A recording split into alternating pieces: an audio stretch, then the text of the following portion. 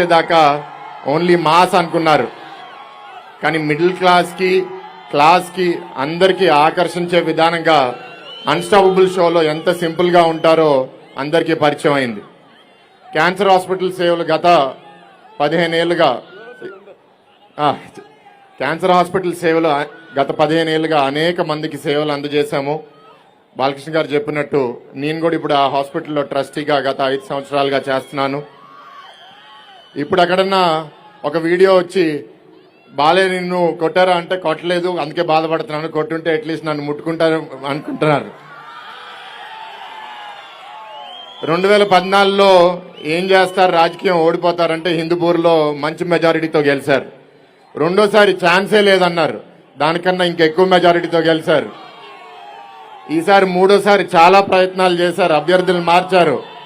ఈసారి ఇంకా ఎక్కువ మెజారిటీతో గెలుస్తారా? మనసు మంచిగా ఉన్నప్పుడు మంచి పనులు జరుగుతాయండి. దానికి బాలకృష్ణ గారే ఉదాహరణ. ఇవాళ రాజకీయంలో, సినిమా ఇండస్ట్రీలో చాలా మంది ఏంటంటే మాస్క్స్ వేసుకుంటారు, వాళ్ళ నిజస్వరూపం ఏంటో తెలియదు. కానీ బాలకృష్ణ గారు అంటే మనసులో ఏముందో నోరులో మొహంలో అదే ఉంటది. అట్లాంటి వాళ్ళు చాలా అరుదుగా ఉంటారు.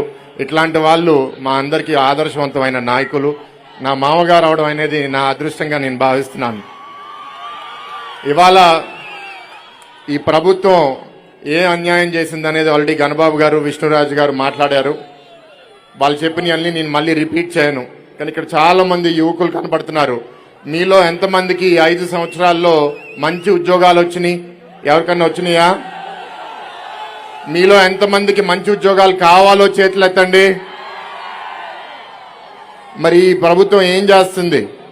2014 నుంచి 19 మధ్యలో ఇండస్ట్రీస్ మినిస్ట్రీ ద్వారా తెలుగుదేశం ప్రభుత్వం, బీజేపీ ప్రభుత్వంలో 5 లక్షల ఉద్యోగాలు రాష్ట్ర వ్యాప్తంగా సృష్టించాం.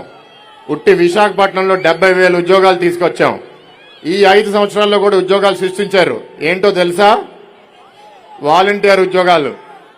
వాలంటీర్ ఉద్యోగాలు బ్యాడ్ అనట్లే, కానీ డిగ్రీ చదివినోళ్ళు, బీటెక్ చదివినోళ్ళకి 5,000 రూపాయల ఉద్యోగం సరిపోతుందా? ఇందాక గణబాబు గారు అన్నట్టు ఈ వైసీపీ ప్రభుత్వం పేదల పట్ల ప్రభుత్వం కాదు, మిమ్మల్ని పేదరికంలో ఉంచే ప్రభుత్వం. మీరు పేదరికంలో ఉండిపోవాలి. ఎందుకంటే వాళ్ళు మీకు కొన్ని బిస్కెట్లు వేస్తారు, మీరు ఎదగకూడదు, మీరు తలెత్తకూడదు. మాట్లాడితే మీ మీద కేసులు. ఇక్కడ మాట్లాడితే గీతం యూనివర్సిటీ గోడ కొట్టేశారు. గాజువాక్లో పల్లా గారు మాట్లాడితే ఆయన బిల్డింగ్ కొట్టేశారు. భీమిలిలో సబ్బహరి గారు చనిపోయారు, కానీ సబ్బహరి గారు మాట్లాడితే ఆయన ఇల్లు కొట్టేశారు. ఇలా అందరినీ కొట్టుకుంటూ పోతే రేపు గెలిస్తే మిమ్మల్ని వదులుతారా?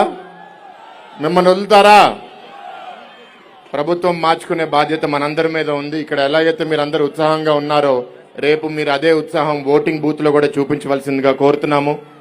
ఇందాక గణబాబు గారు కూడా చెప్పారు, హాస్పిటల్ ద్వారా అనేక మెడికల్ క్యాంపులు ఈ అంతా ప్రాంతం, ఉత్తరాంధ్ర ప్రాంతంలో ఓవర్ 100 మెడికల్ క్యాంపులు చేస్తే ఇంచుమించు 1,00,000 మంది దాని ద్వారా వైద్య సేవలు అందజేసుకున్నాం. మొన్న నార్త్ నియోజకవర్గంలో అక్కడ క్యాంపు జరుగుతుందని నాకు తెలియదు.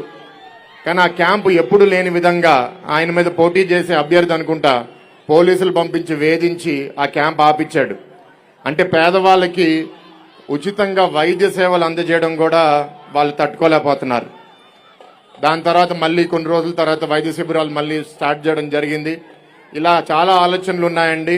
లాస్ట్ టైం నేను ఓడిపోయినందుకు నేనేం బాధపడట్లేదు. జనసేన, బీజేపీ విడిగా పోటీ చేశాము. అయితే ఇప్పుడు సర్పంచ్కి నేను చాలా వీధులకు వెళ్ళాను. అక్కడ కార్పొరేటర్లు గెలిచారు. వీధిలో ఒక్క లైట్ పెట్టుకోలేకపోతున్నారు, ఒక డ్రైన్ రిపేర్ చేయలేకపోతున్నారు. నన్ను ఎంపీగా గెలిస్తే నన్ను ఏదన్నా చేయనిచ్చేవారా ఈ ప్రభుత్వం? ఏం చేయనిచ్చేవారు కాదు. అందుకే ఇవాళ నేను గెలవడమో, విష్ణురాజు గారు గెలవడమో, గణబాబు గారు గెలవడమో కాదు, ఈ కూటమిని మనందరం గెలిపించుకోవాలి. ఈ పాలన మారాలి. ఈ పాలన మారితేనే మేము ఏదన్నా చేయగలుగుతాం. మంచి ప్రభుత్వం తీసుకుని రావాలి. ఒక ఎంపీగా ఇక్కడ చాలా చేద్దాం అనుకుంటున్నాము.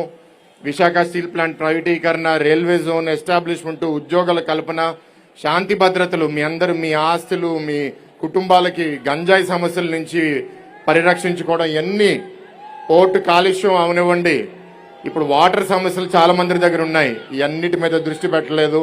గతంలో కూడా మీరు ఇక్కడ ఉత్తర నియోజకవర్గంలో, పశ్చిమ నియోజకవర్గంలో తెలుగుదేశం అభ్యర్థులను గెలిపించారు. కానీ గెలిచిన ప్రభుత్వం లేకపోవడం వల్ల మేము చేయలేకపోయాం. కానీ ఈసారి మీ అందరి ఆశీస్సులతో తప్పకుండా మీరు సైకిల్ గుర్తుకి, కమలం గుర్తుకి, గ్లాస్ గుర్తుకి వేసి చంద్రబాబు గారు, పవన్ కళ్యాణ్ గారు, మోడీ గారి నాయకత్వంలో ఈ రాష్ట్రం మళ్ళీ మంచి దారిలో తీసుకెళ్తాం. ఇందాకే తూర్పు నియోజకవర్గంతో పర్యటించాం. మళ్ళీ దీని తర్వాత ఎస్కోట నియోజకవర్గం కూడా వెళ్తున్నాం. మీ అందరు ఉత్సాహం చూస్తే మాట్లాడాలనిపిస్తుంది, కానీ బాలయ్య గారు మాట్లాడినివ్వండి. సినిమా డైలాగ్ ఉంటుంది. హైదరాబాద్ లో ఏదన్నా రెస్టారెంట్, పబ్ మూసుకుంటే ఒక స్లోగన్ తో ఎండ్ అవుతుంది. ఏంటి ఆ స్లోగన్? జై జై జై.